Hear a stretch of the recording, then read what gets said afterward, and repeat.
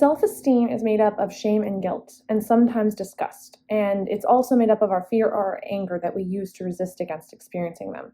So essentially what I'm saying here is that your self-esteem is made up of the three emotions, shame, guilt, and disgust. But it's also comprised of our use of the emotions fear and anger as a defense mechanism to push them away when we do not want to experience them. So I'll give you an example. Think of the frat boy whose friends just pranked him in front of a girl that he was talking to. And instead of turning around and being like, oh, dude, that was funny, you got me, because he's able to, joke around and have fun, he goes, dude, what the heck? Why'd you have to do that? That's so stupid. You're such a freaking idiot. And what you see there is him using anger and getting upset, angry, in defense against the shame that he should have felt because these dudes got the better of him in front of someone that he was interested in romantically. So that's an example of how we do that. Now, that is what comprises the majority of male rage, anger, controlling, and domination inside of relationships, and actually in, politics when they're trying to go to war with each other. Legitimately, it is their anger defense against shame. So women tend to use fear as a defense mechanism against their shame more often than men do, and men often use anger over fear. So a woman is going to put on makeup because she's afraid to go out without makeup because she doesn't want people to see what she looks like without it. So that's her fear of it. But it's not like she's being like, fuck these people, I've got to put on makeup because because they just society and all of that. Like, no, she does, the action is her fear of shame is driving her to put the makeup on. So if men would lean more into this fear of shame, like women do, they would actually be a lot more gentle as creatures, and they wouldn't be as abusive in relationships, and it would account for a drop in domestic violence across the board. So how I explain self-esteem is with this game.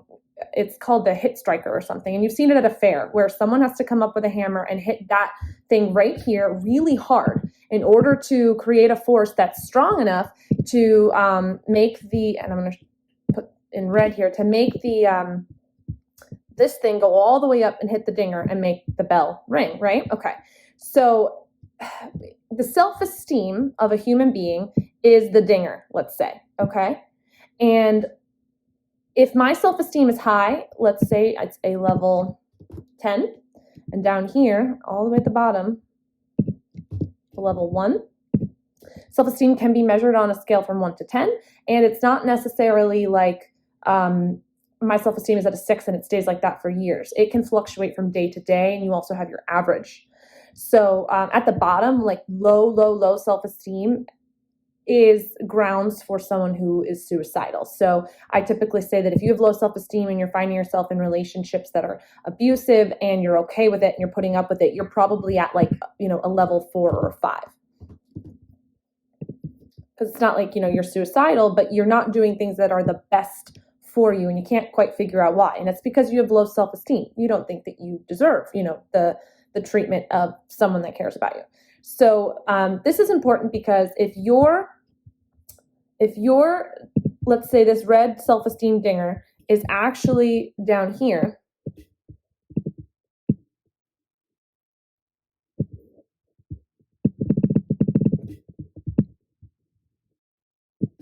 that means you need less of a force from the hammer on here to make, and I'll put that in blue, to make you hit the dinger, right?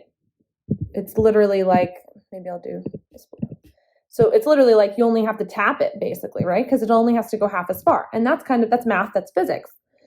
If you move your self-esteem up, now let's say you're in the 7s or, maybe just below 8.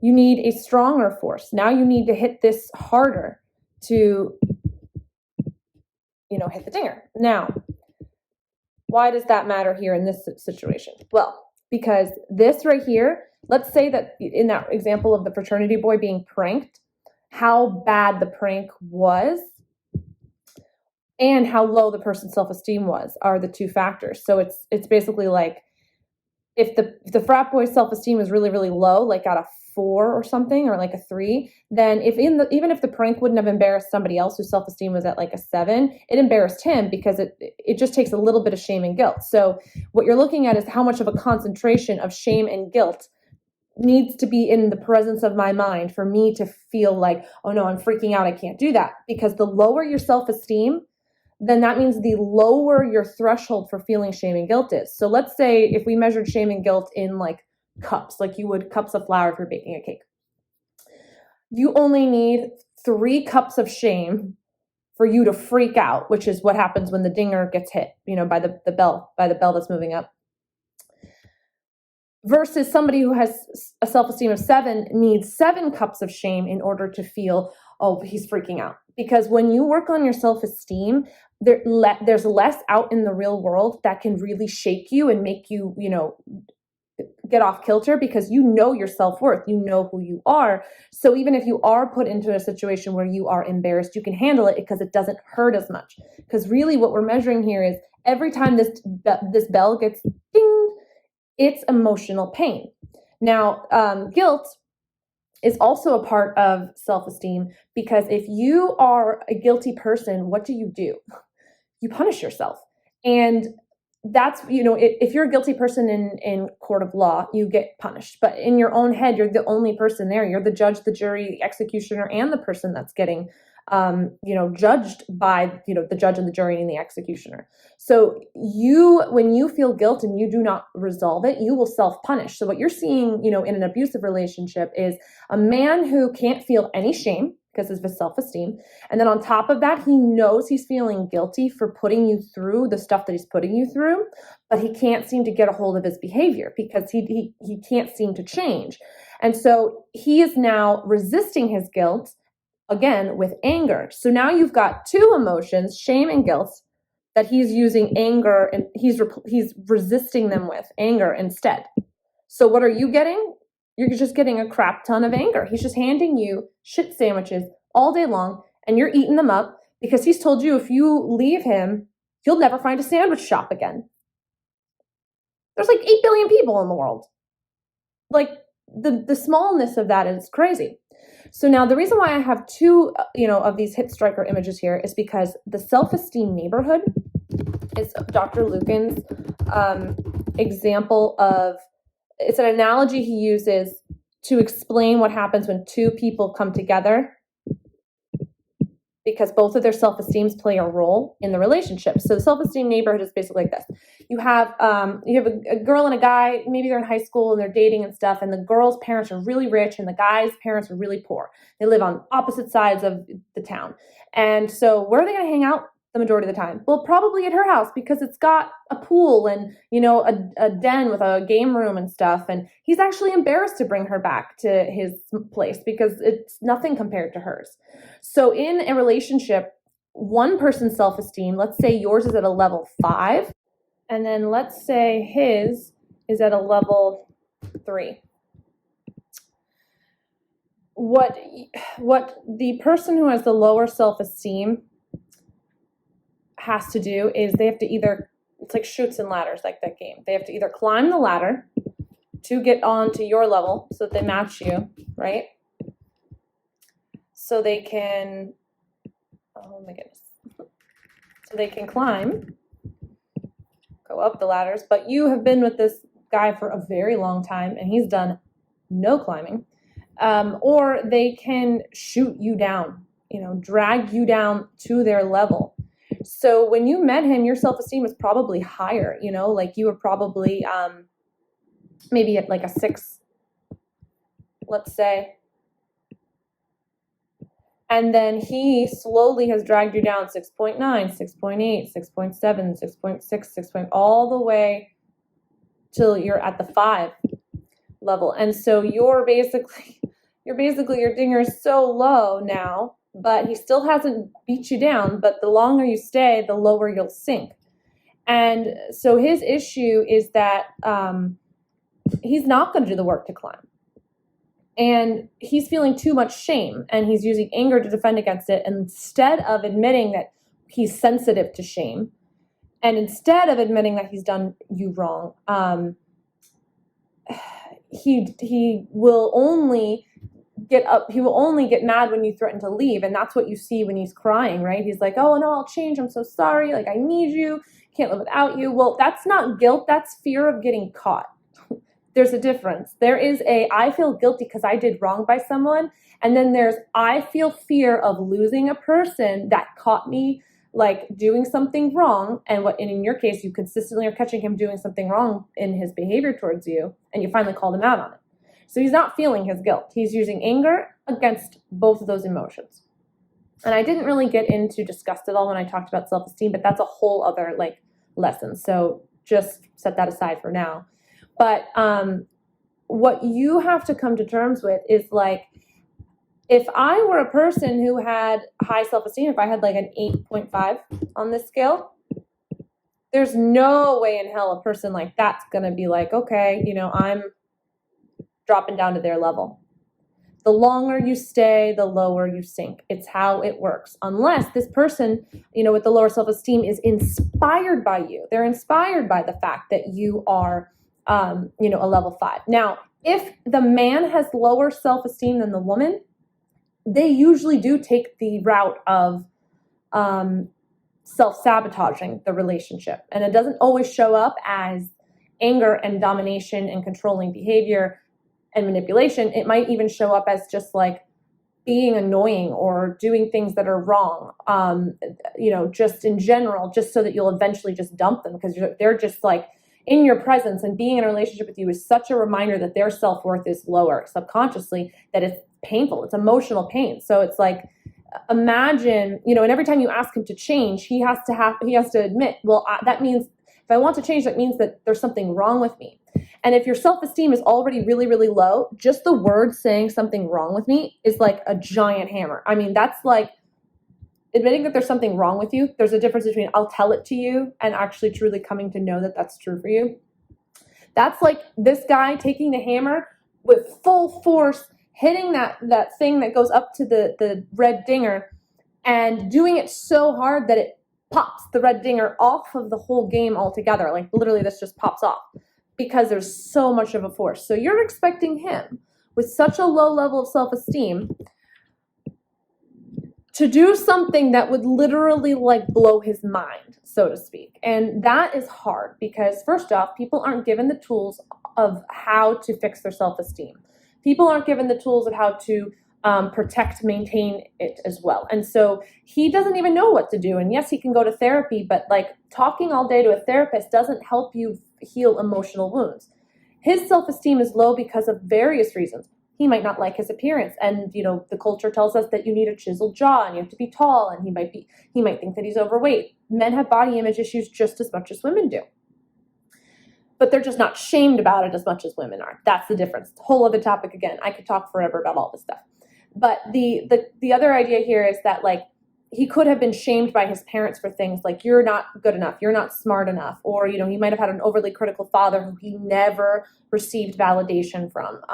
He could have been bullied in school. He could have had an older brother that just like beat on him all the time, that kind of thing. There's millions of experiences he could have had, but I'm telling you, there's a lot more to it than just everything that I'm covering here. And he might have things that he's hiding, that he's been through, that he feels shameful about. It's not like he got bullied, but maybe something happened to him that he feels shame for.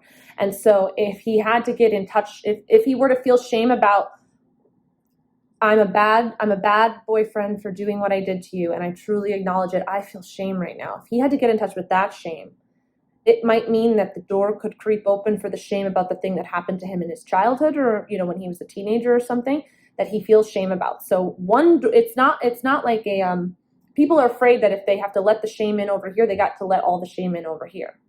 So there's a lot going on here. And his issue is that he's not going to change by talking about it. And I think I mentioned it earlier that like you could talk all day about what you're going to do in your behavior, like, but you might not actually do it, and so he's going to sit there and only cry and maybe change his behavior for a little bit when you threaten to leave. But it's not going to change in the long run. So like short of him actually having a truth map session with me, actually having multiple truth map sessions with me, or going to a therapist, there is no change happening for him because it is too painful. That's like you asking him to stand in front of the mirror and say, I feel ugly and I feel like I'm a bad person.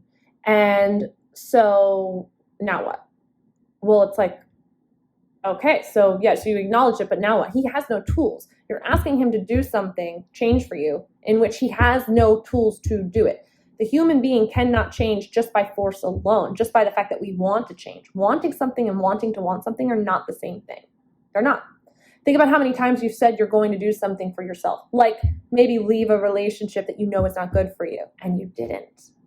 So that same thing that you're doing, that same behavior of I say I'm going to, and I know rationally that I should, and then your behavior says something else completely on the other hand. You're basically asking him to not do that, but that's human behavior, is that we like to say we want to do something and then we never usually align those two things unless we come to an understanding of our emotions and our self-worth and we align our actions with those things. That takes deep work. That takes inner work, which is what truth mapping is. And truth mapping is based on core issue completion therapy, which was developed by Dr. Michael Lukens. He's an emotions theorist and a clinical psychologist. And he's been doing it for 35 years. And he's my co-founder in this company. And, we realized that like the majority of therapists are using CBT, and that was developed in the 60s. That's like a long time ago. And yes, they've improved upon the methods, as time has gone on, but the majority of practitioners use it. So we've developed core issue completion coaching from it. And that's what we do for people is truth mapping, which is based on core issue completion coaching, which was taken from core issue completion therapy. We help people fix their self-esteem, and it's unlike any method in the world, and nobody else knows how to do this method. It's proprietary.